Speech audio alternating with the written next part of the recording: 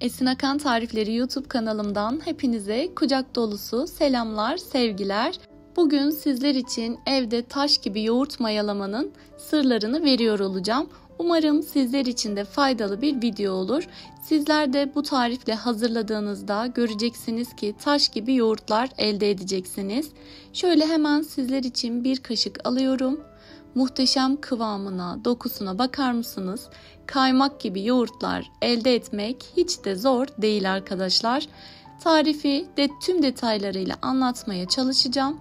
Umarım sizler de bu şekilde dener ve artık hazır yoğurt kullanmadan yoğurtlarınızı evde hazırlayıp tüketirsiniz. Buyurun, hiç vakit kaybetmeden hemen tarif detaylarına geçiyorum.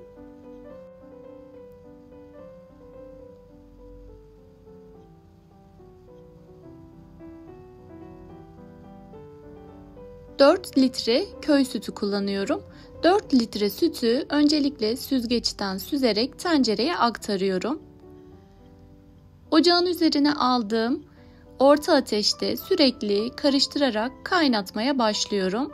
Yoğurt yapımında bu işlem oldukça önemli arkadaşlar. Kepçeyle bu şekilde sütümü savurarak kaynatmaya devam ediyorum. Yaptığımız bu işlem sayesinde sütümüzün içerisindeki su buharı çıkacak. Yoğurtumuz daha kıvamlı, daha sert bir hal alacaktır.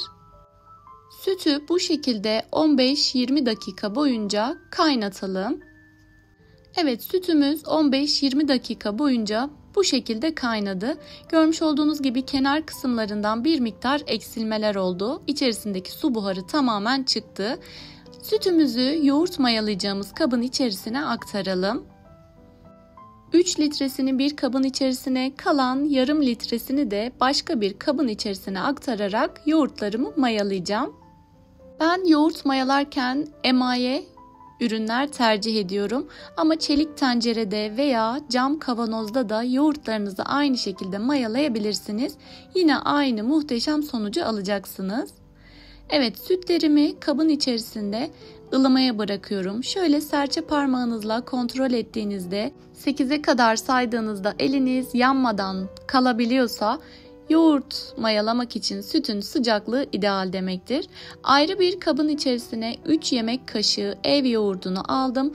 Üzerine 1 çay kaşığı toz şeker ve yarım çay kaşığı kadar tuz ilave ederek yoğurtumun mayasını hazır hale getireceğim. Daha sonra üzerine süt ilave ederek kıvamını açacağım. Mutlaka ev yoğurdu kullanmanızı tavsiye ederim arkadaşlar. Hazır yoğurt ile mayaladığınız yoğurtlar bu derece sert kıvamlı, kaymak gibi yapıda olmayabilir. Bu arada mayada kullandığım süt yine sıcak sütten kullanıyorum. Kullanacağımız süt ve hazırlamış olduğumuz mayanın sıcaklığı aşağı yukarı aynı olmalıdır. Evet, iyice karıştırarak pürüzsüz bir kıvamda, boza kıvamında mayamızı hazır hale getirelim. Ve hazırlamış olduğumuz mayayı kabımızın içerisindeki sütün kenarından bırakalım. Şöyle kaymağını kenara alarak boşluk kısmından mayamı sütümün içerisine ilave ediyorum ve burada mutlaka tahta kaşık kullanmanızı öneriyorum. Şöyle kaymağını bozmadan bir kenarından karıştırarak mayamızı tamamen sütle birleştirmiş olalım.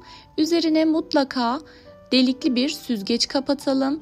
Normal kapak kapatırsanız eğer buharlaşmalar olacaktır. Yoğurtunuzun üzerine su damlaları damlayacağı için koyu kıvamlı bir yoğurt elde edemeyeceksiniz.